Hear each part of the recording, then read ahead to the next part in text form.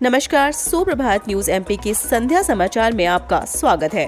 खबर को शुरू करने से पहले आप सभी से निवेदन है कि इस वीडियो को लाइक करके चैनल को सब्सक्राइब जरूर करें। तो चलिए शुरू करते हैं आज शाम की मुख्य खबरें। धार में शुरू होगी अग्निवीरों की भर्ती। 2 साल बाद सेना ने भर्ती शुरू की है। यह भर्ती अग्निपथ के तहत भर्ती कार्यालय महू द्वारा की जा रही है। इसके लिए धार के sports authority of India stadium को छावनी में तब्दील कर दिया गया है। इसके लिए जनता का प्रवेश भी बंद कर दिया गया है। साथ ही आज सैनिक भर्ती रैली का आयोजन किया गया है। इस रैली में उज्जैन और इंदौर संभाग के 15 जिलों के उम्मीदवार शामिल होंगे। इस आयोजन को लेकर सारी व्यवस्थाएं कर ली गई हैं। वहीं पर उम्मीदवारों के लिए भी रहने और खाने की व्यवस्था भी कर दी गई है। मध्य प्रदेश में सत्ता के शिखर पर पहुंचने को आदिवासी वोट बैंक पर भाजपा कांग्रेस में खींचतान।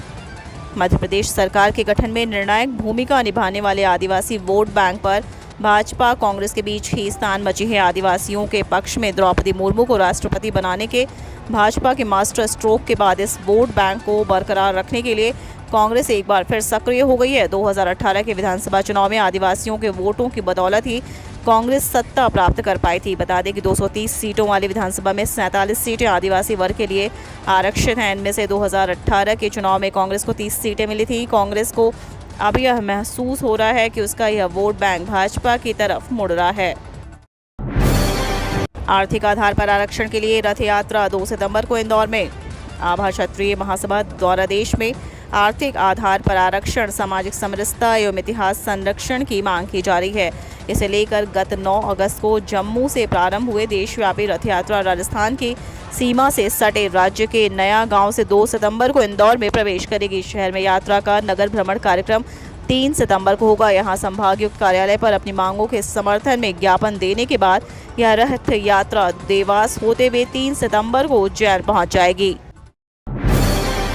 कर्मचारी सेवानिवृत्ति कर्मचारियों को राहत शासन निधि मंजूरी। पेंशन विशेष चिकित्सा योजना का मिलेगा लाभ। राज्य सरकार ने सेवानिवृत्ति कर्मचारियों को बड़ी राहत दी है। दरअसल उन्हें पेंशन योजना में शामिल कर लिया गया है। साथ ही अब 12,000 सेवानिवृत्त कर्मचारियों पेंशनर्स को इसका लाभ मिलेगा। इससे एक तरफ जहां पेंशन की सुविधा उपलब्ध होगी, वहीं उन्हें विशेष चिकित्सा योजना का भी लाभ दिया जाएगा। बुधवार को बैठक में यह निर्णय लिया गया, जिसमें परिवहन मंत्री कैलाश गहलोत ने दिल्ली परिवहन निगम के 12,000 सेवानिवृत्त कर्मचारियों को पेंशन योजना में शामिल करने की अनुमति दी है।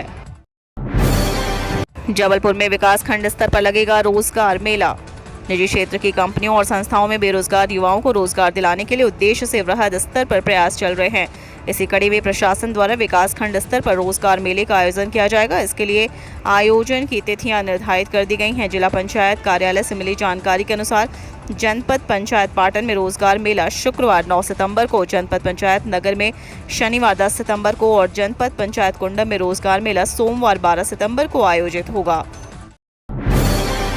5 सितंबर को चीता परियोजना की तैयारी देखने कूनो पहुंचेगा अफ्रीकी विशेषज्ञों का दल।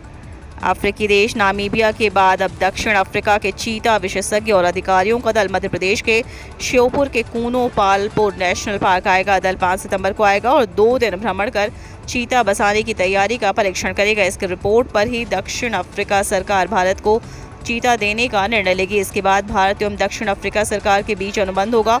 ज्ञात हो कि नामीबिया के चीता विशेषज्ञों का दल 15 जून को पार्क का दौरा कर चुका है। इसके रिपोर्ट पर ही वहां की सरकार ने चीता देने की सहमति दी है।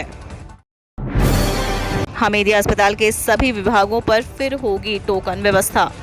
हमीदिया अस्पताल में इलाज के लिए मरीजों को सहूलियत हो जाएगी। उन्हें अब लंबी कतार बैंक और अन्य बड़े संस्थानों की तरह टोकन के जरिए इलाज मिलेगा। इसका फायदा यह होगा कि उन्हें लंबी कतार से मुक्ति मिल जाएगी। मरीज को डॉक्टर के पास दिखाने के लिए बारी आने पर नाम पुकारा जाएगा। अस्पताल में इसकी शुरुआत शिशु रोग विभाग से की गई है।